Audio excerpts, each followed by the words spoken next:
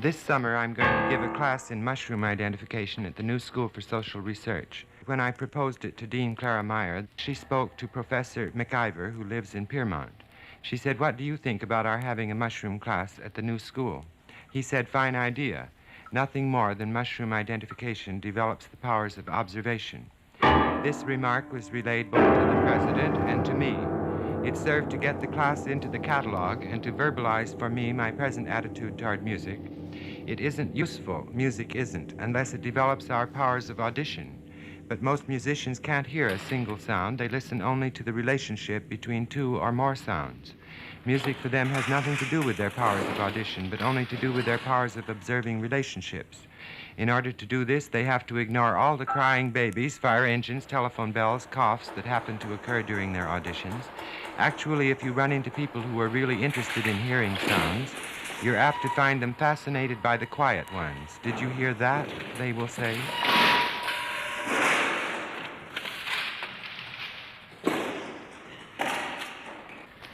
One day when the windows were open, Christian Wolff played one of his pieces at the piano.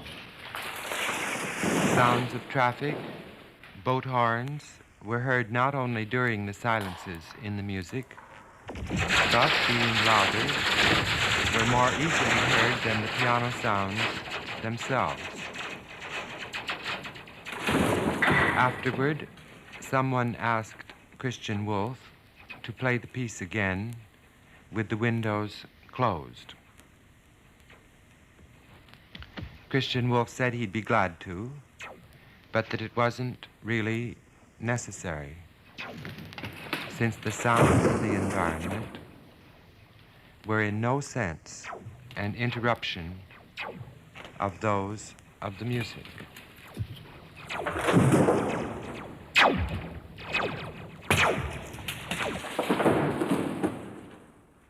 During recent years, Daisetsu Taitaro Suzuki has done a great deal of lecturing at Columbia University. First, he was in the Department of Religion and then somewhere else. Finally, he settled down on the 7th floor of the Philosophy Building. The room had windows on two sides, a large table in the middle with ashtrays.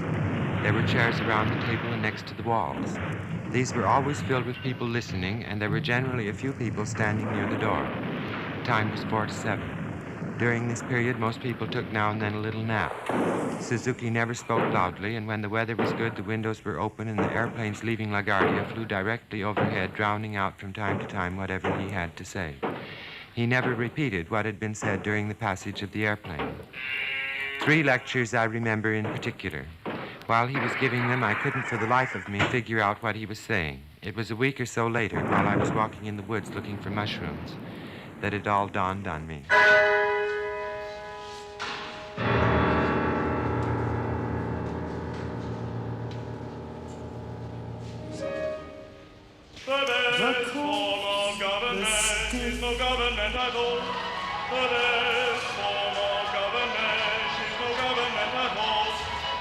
And that will be what we will have when we are ready for it. And that will be what we will have, and that... Turning. Answered a journalist from Illinois who asked me to put all my philosophy into a nutshell. Get out of whatever cage you find yourself in.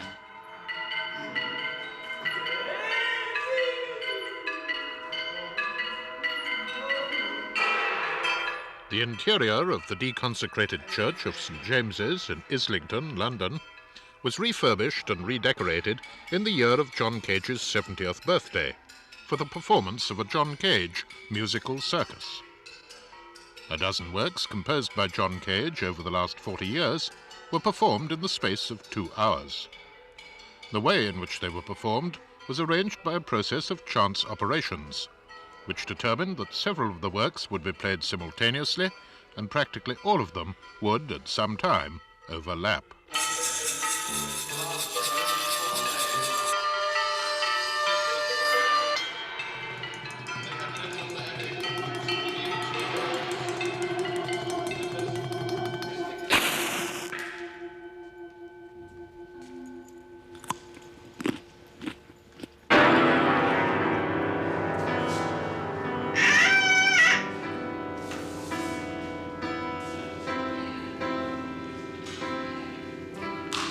When Sri Ramakrishna was asked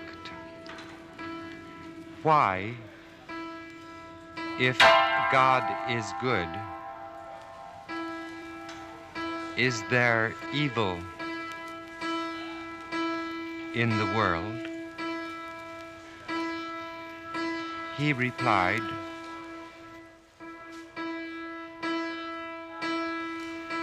to thicken the plot. Not as you would like it to be, not as it's supposed to be, and I think that works better for sounds which are not music. A piece of music, no matter who writes it, if it gets played many times, as this concert does, goes through a variety of experiences. I think some people take it too seriously. I think some people don't take it seriously enough, and other people play it just right.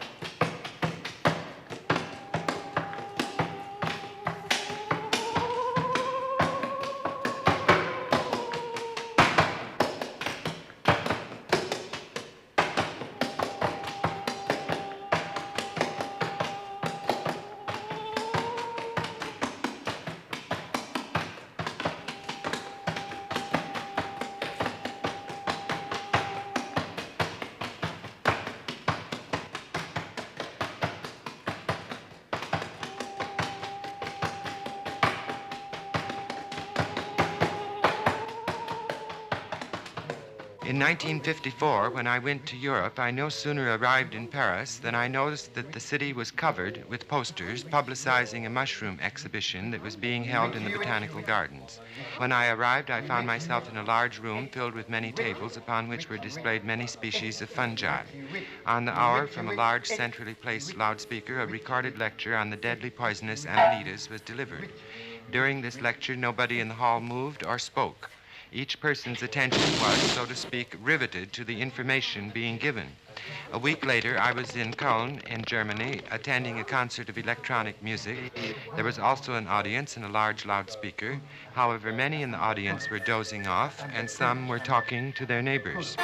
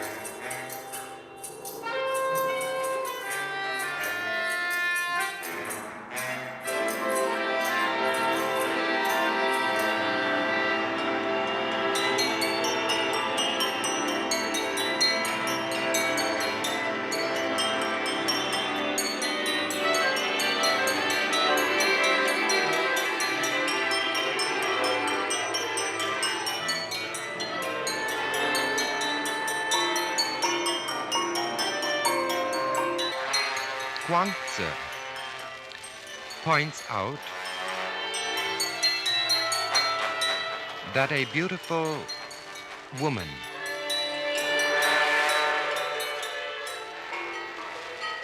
who gives pleasure to men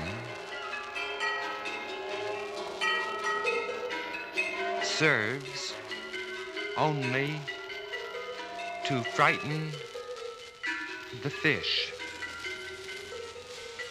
when she jumps in the water. I think my very first step in music composition was the accompaniment for a water ballet. I used percussion instruments, and when the people swam below the water, they couldn't hear the instruments. So it occurred to me that to put a gong in the water, and then it could be heard either below the surface of the water or above. And it worked perfectly, and that's the beginning of the water gong. Of course, the people above heard one pitch and below heard a different one, but that made no difference. What was important was the time. And the moon's whispering sunset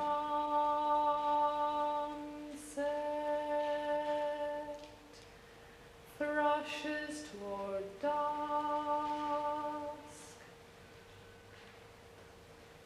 or tree-filled rock.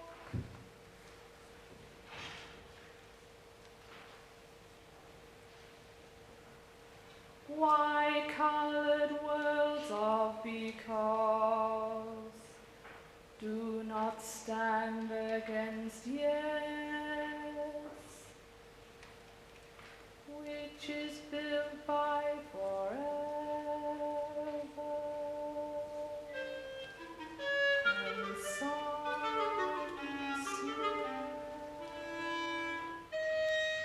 and An Eskimo lady who couldn't speak or understand a word of English was once offered free transportation to the United States plus $500, providing she would accompany a corpse that was being sent back to America for burial. She accepted. On her arrival, she looked about and noticed that people who went into the railroad station left the city and she never saw them again. She also noticed that before leaving, they went to the ticket window, said something to the salesman, and got a ticket. She stood in line, listened carefully to what the person in front of her said to the ticket salesman, repeated what that person said, and then traveled wherever he traveled. In this way, she moved about the country from one city to another. After some time, her money was running out, and she decided to settle down in the next city she came to and to live there the rest of her life. But when she came to this decision, she was in a small town in Wisconsin from which no one that day was traveling. However, in the course of her travels, she had picked up a bit of English. So finally, she went to the ticket window and said to the man there, "Where would you go if you were going?" He named a small town in Ohio where she lives to this day.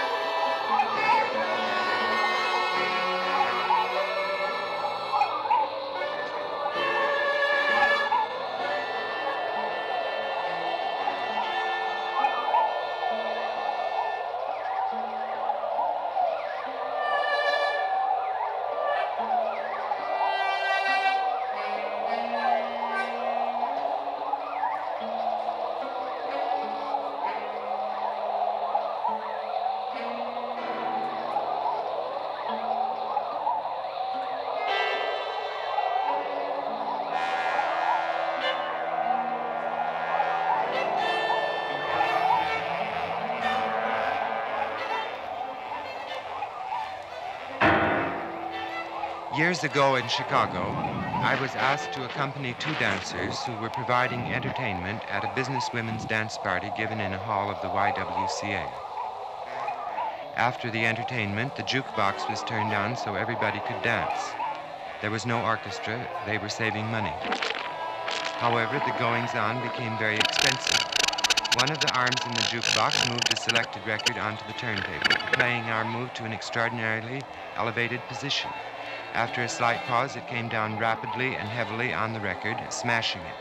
Another arm came into the situation and removed the debris. The first arm moved another selected record onto the turntable. The playing arm moved up again, paused, came down quickly, smashing the record. The debris was removed by the third arm, and so on. And meanwhile, all the flashing colored lights associated with jukeboxes worked perfectly, making the whole scene glamorous. Sibylla Ford, an extraordinary black dancer, made a dance called Bacchanal. It would have been perfect to use percussion instruments accompanying her dance, but the theater in the Cornish School had no wings, and the The house was very small, and there was just room for our grand piano. So the music had to be made on a piano. It couldn't be made with percussion instruments. And the time was short because she had asked me to write the piece on Tuesday and the performance was on Friday. So I thought what's wrong is not me because I'm working as conscientiously as I can. The trouble is with the piano. So I decided to change it. I went into the kitchen and got a pie plate and came back and put it on the strings. And I knew I was going in the right direction when I heard the sound, but it bounced. So I thought we'll have to put something that'll stay in position. And so I got a nail and it slipped. Then I got a wood screw, and with the grooves, it was just right. It stayed in position. And shortly I had such fascinating possibilities that I wrote the Bacchanal very quickly.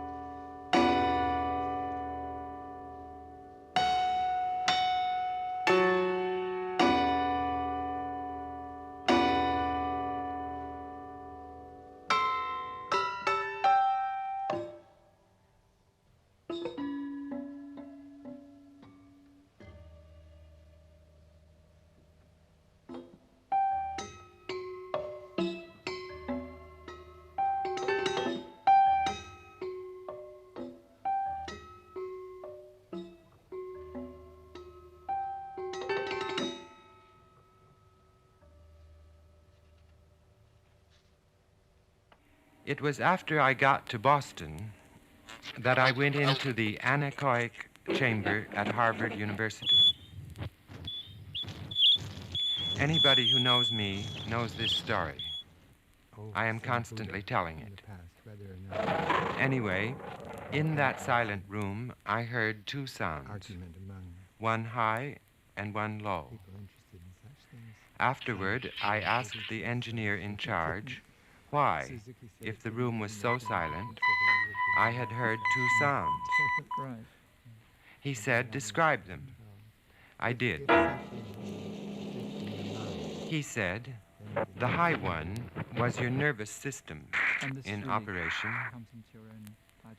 The low one was your blood in circulation. Well, my experience in the anechoic chamber to hear my nervous system in operation and my blood circulating gave me the feeling of being at a crossroads. I could either go in the direction of intention, as everyone else was going, or I could explore the avenue that no one else was exploring, the absence of intention, since those two sounds which I was making, I did not intend to make. Yes. Since as a human being, I was basically a machine over which I had no intentional control. He sheds a flower, he's from another book. You look so gorgeous and sweet. My father said, right away.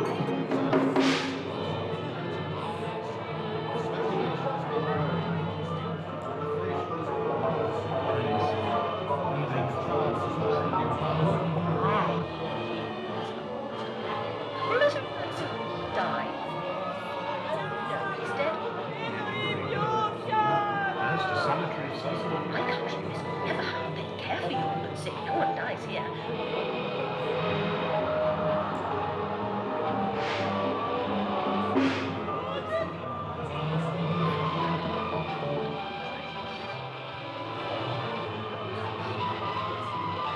In New York, when I was setting out to write the orchestral parts of my concert piano and orchestra, which was performed September 19, 1958 in Cologne, I visited each player, found out what he could do with his instruments, discovered with him other possibilities, and then subjected all these findings to chance operations, ending up with a part that was quite indeterminate of its performance. After a general rehearsal during which the musicians heard the result of their several actions, some of them, not all, introduced in the actual performance sounds of a nature not found in my notations, characterized for the most part by their intentions, which had become foolish and unprofessional. In Cologne, hoping to avoid this unfortunate state of affairs, I worked with each musician individually, and the general rehearsal was silent. I should let you know that the conductor has no score but has only his own part, so that though he affects the other performers, he does not control them. Well, anyway, the result was, in some cases, just as unprofessional in Cologne as in New York. I must find a way to let people be free without their becoming foolish, so that their freedom will make them noble. My problems have become social rather than musical. Do you remember why I annoyed Golea so much? You didn't annoy him, you infuriated him. I think you said something about Beethoven. It had to do something with bells. It was better to listen must to have bells. been a cowbell. Cowbells, yes, exactly. And he was so angry, he just got up and walked out. Oh. That was really a moment of anxiety. But what you didn't hear were the discussions thereafter. You can't imagine how heated they were, the pros and the contras. Now don't tell me on which side I was. No. Whichever side, I was invited to the mushroom dinner. I loved that. But Steinicke told me later that he didn't know what effect I had on the musical thinking at Darmstadt, but he was certain that I had improved the cuisine.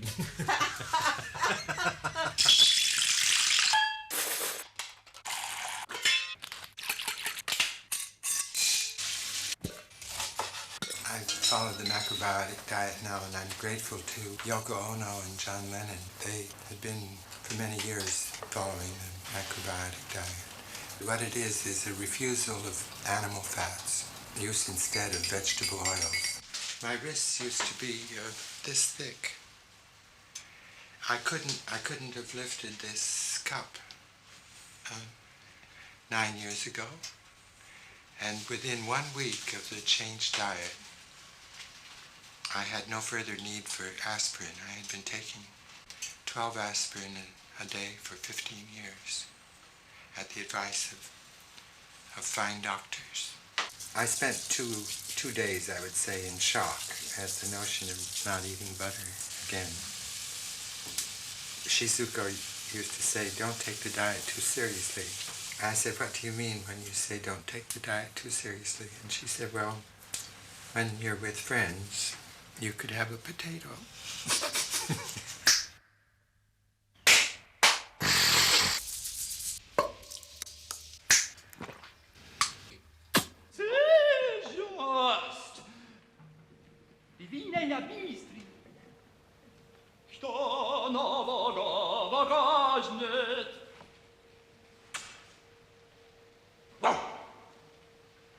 Je fatigue la vostra vita!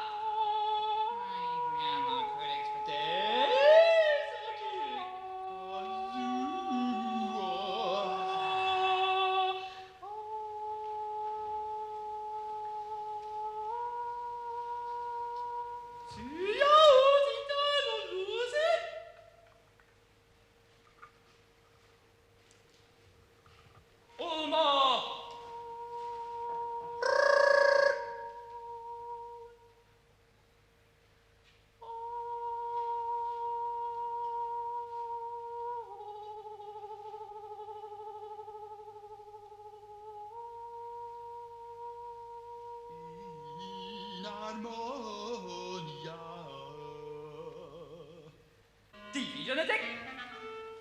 A, mo, a.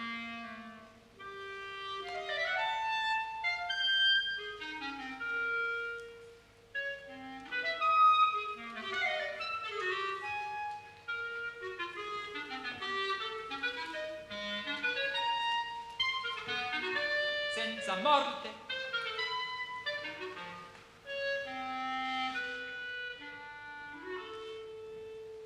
As well say that the sun is black. Stalkers of Fuzzbomb. Breath, breathe for.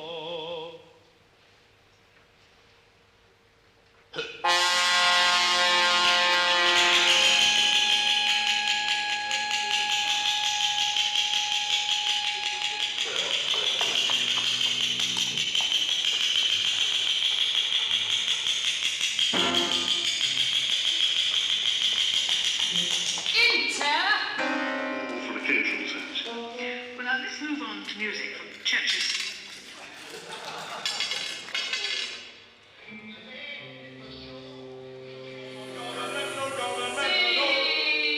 was, I believe, on the third or fourth day of our interviews that I admitted my discomfort. I explained to Daniel Shah my uneasiness when confronted with any attempt to construct a discourse which, And that will be the kind of government we'll have when we are ready for it, ready for it. And that will be the kind of government we'll have, and that will be ready for it.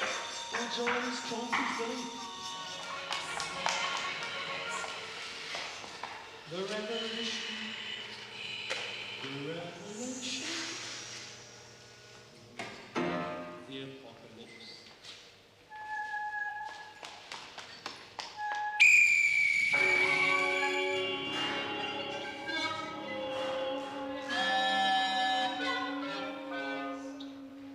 But she's got bad knees.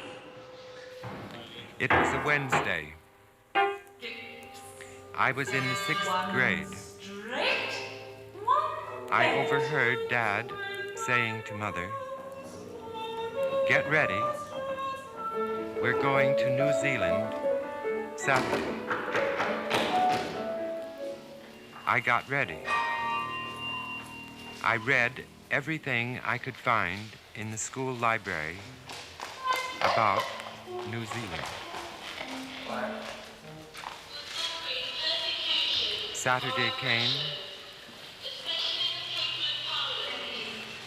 Nothing happened. The project was not even mentioned that day or any succeeding day.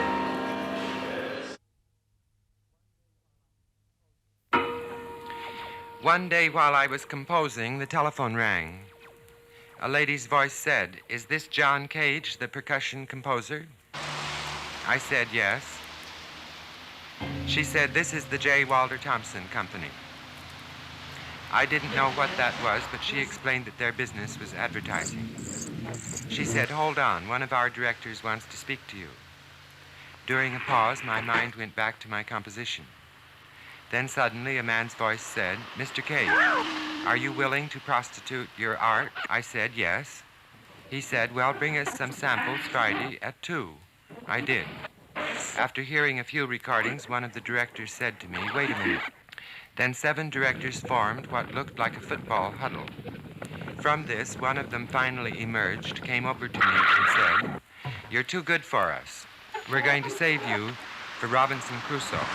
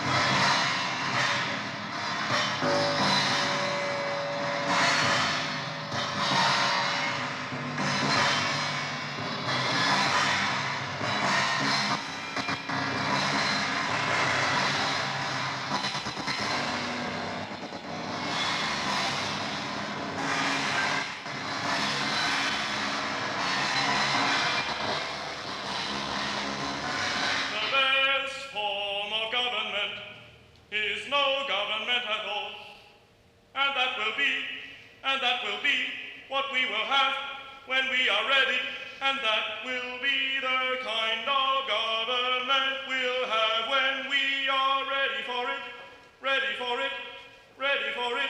The best form of government is no government at all. And that will be what we will have, and that will be what we will have when we are ready, when we are. According to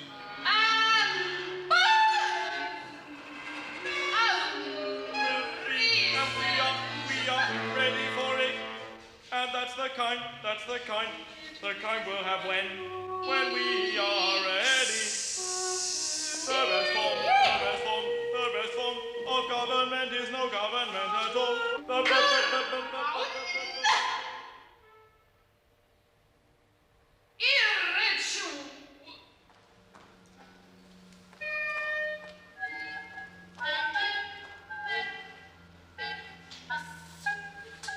Artists talk a lot about freedom.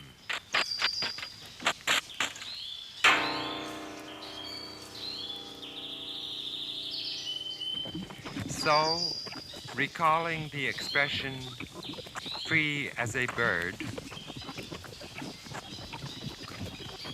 Martin Feldman went to a park one day and spent some time watching our feathered friends. When he came back, he said, "You know, they're not free. They're fighting over bits of food." Isn't this sound marvelous? This combination of birds and airplanes.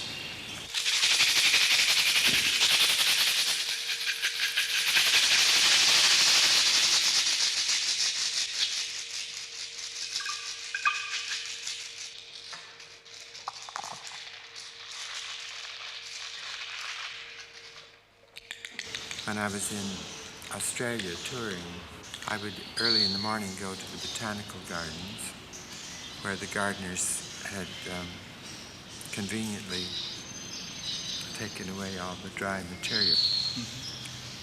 And then I would search through the material which they had laid out for me and take what I wanted. Then I would go to the theater and rehearse in the afternoon and then perform in the evening. Because when you use plant materials, you know that the material obsolesces.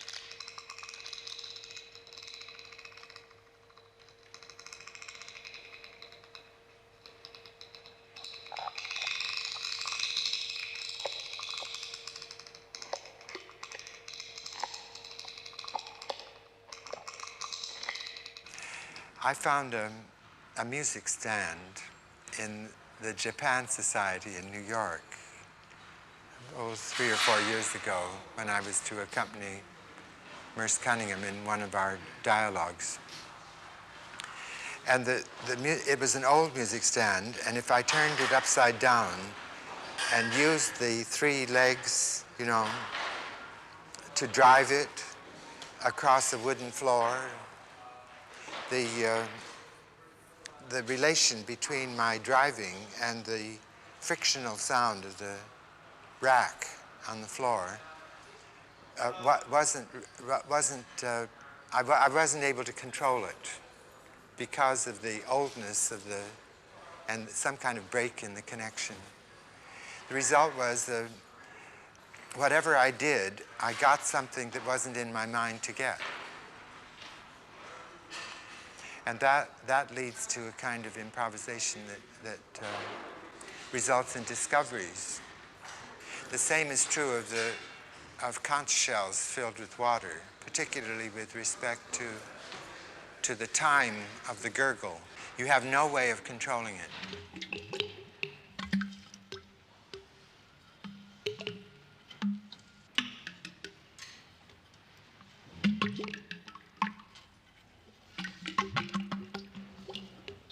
You can think that you have the shell under control or the gurgle under control, and you do just exactly what you're supposed to do to get the sound, and nothing occurs. And then before you know it, even when you don't intend to do anything, it gurgles.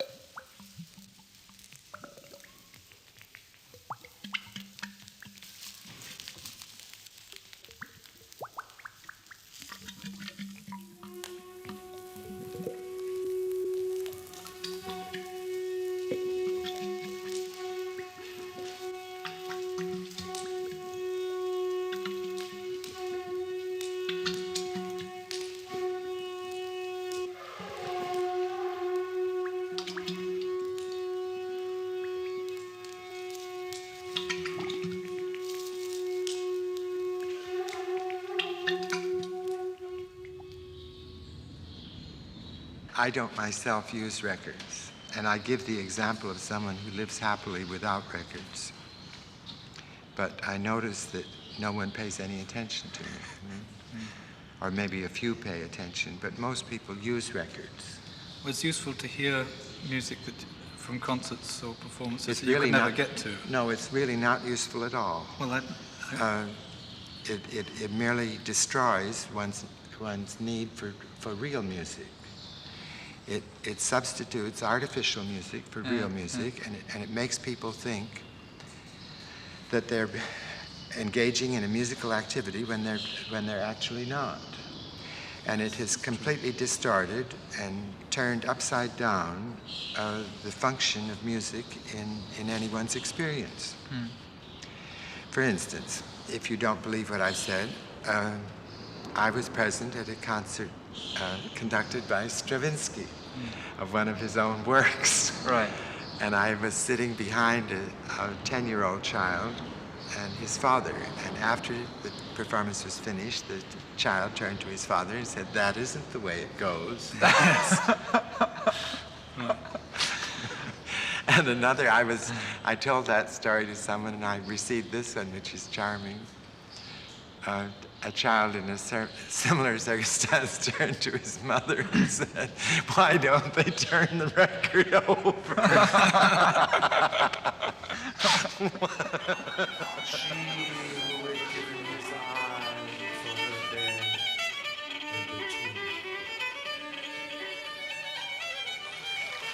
Journey to art, see the coolning of the parades of Egypt, cross the arc of the sky. He's my old Jerusalem, and I'm his cold, my junkie from Victoria. You all say to jumbo, to giants, to waves of faith, and then I knocked off to wonder where each should go, and I know.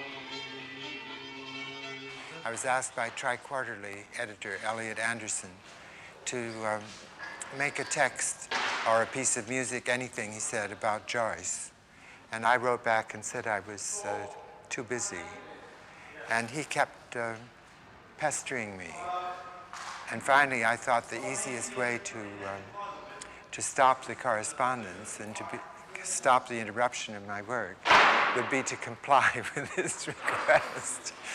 And so I opened the Finnegan's Wake at random, and I'd always loved the book, but I'd never, and I had read excerpts to entertain my friends, but I'd never read from cover to cover. And I opened the book in the middle, not by chance, but at random. And I wrote Misostics on the name of Joyce from where I opened the book to the end of that chapter. Jappy Jap among Sibylline monarchy, king of old Kong. Practical joke piece, cool Celtico comedian. His house about him, within variable broad stretch to juke and calicut family.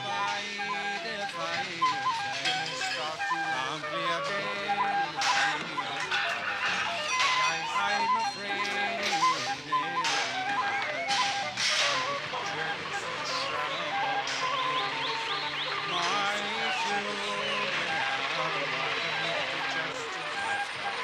there is not one tool I could my happy dog.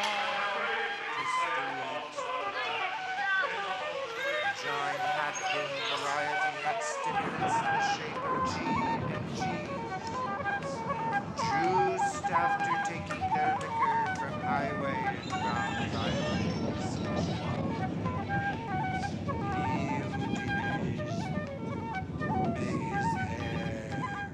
Misostics are taking the first J, James Joyce, looking for the first J in a word that didn't have an A after it, and then looking for the next word that had an A that didn't have an M after it, and so on. And so I was able to go quite rapidly through that chapter, and I made 23 Misostics, James Joyce, and sent them to the Tri-Quarterly. His Majesty, that one king among rhapsods, hyped, decent, store, jail, Horace, jail of Mount John, jail him and John. He was sick, 7 guys, 7 years a week, jolted in the back trap omnibus, caught his death,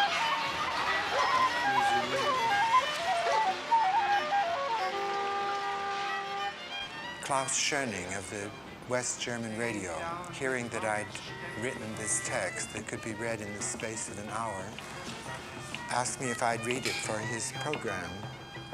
Joyce and any work with Joyce has the advantage of not having to be translated, since it can't be translated. And I said I was willing to read it for his program. And then he said, would you also be willing to write some music to go with it? And not knowing what I would write, I wrote back and said, yes, I would be willing to do that. Once I had agreed, I then had to put my thinking cap on. And the marvelous thing about Joyce is that his work is so complex. My work has never been as complex as the work of Joyce. And I wanted in the Roratorio to make something that would be appropriate in its complexity.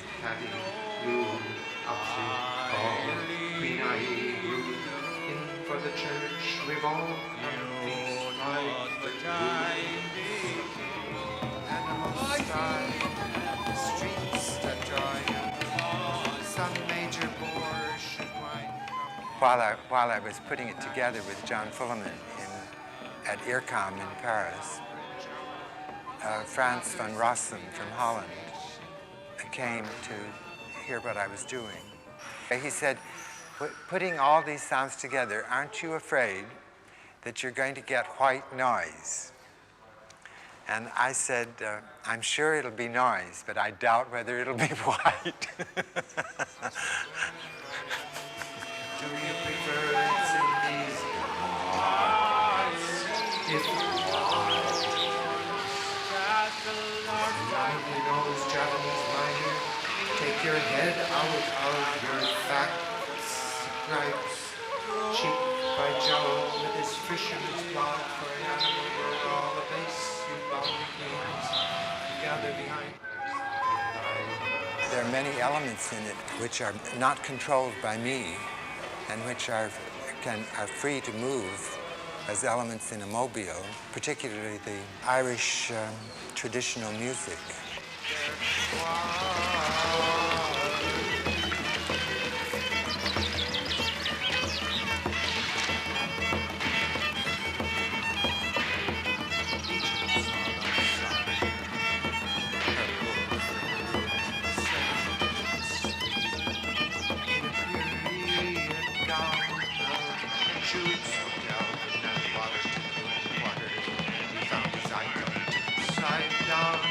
Corner boys come mucking his guy, the pipe's pipe, and she's drank hot nose to tiara. She swore on prospects, 9 wind about. She's been quick. That I bring the baby come. Jest, jokes, interjection, monthly music providentially arranged. By Larche and the as she hindings back, she shuffling all the diseases of the Melbourne jar. Tidy in the top, down again on the loose, trim and drumming. Your will searching, did the dark he puts in a giant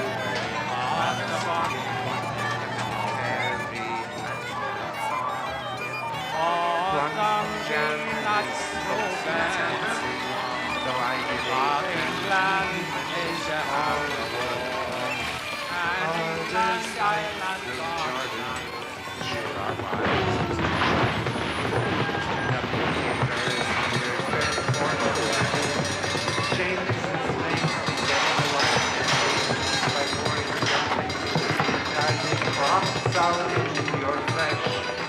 You on her hosey cheeses, that'll be from up you go with a granny to veil leg on the slit touch. Jig, you're getting cool. 12 stone cool. And the great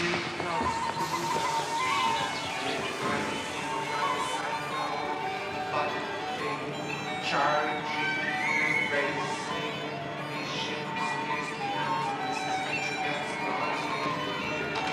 never conscious,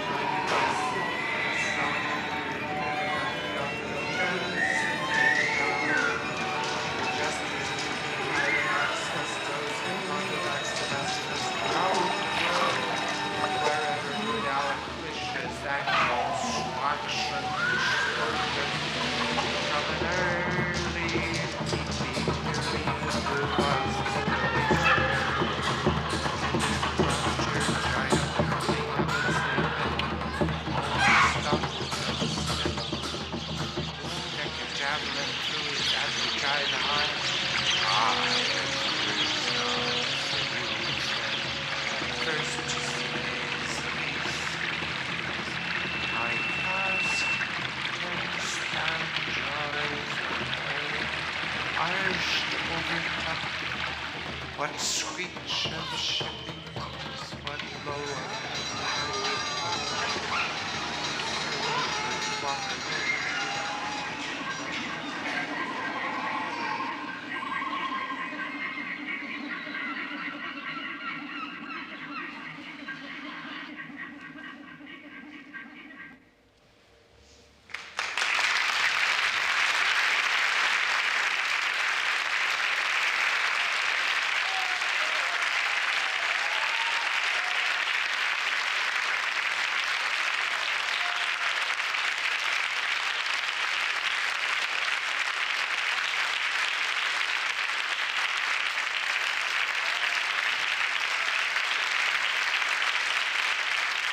When I got the letter from Jack Aarons asking me to again lecture at the Teachers' College,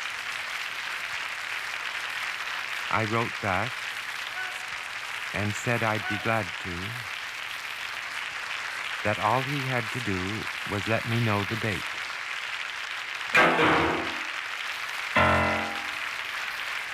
He did. I then said to David Tudor, the lecture is so soon that I don't think I'll be able to get all 90 stories written. In which case, now and then, I'll just keep my trap shut. He said, that'll be a relief.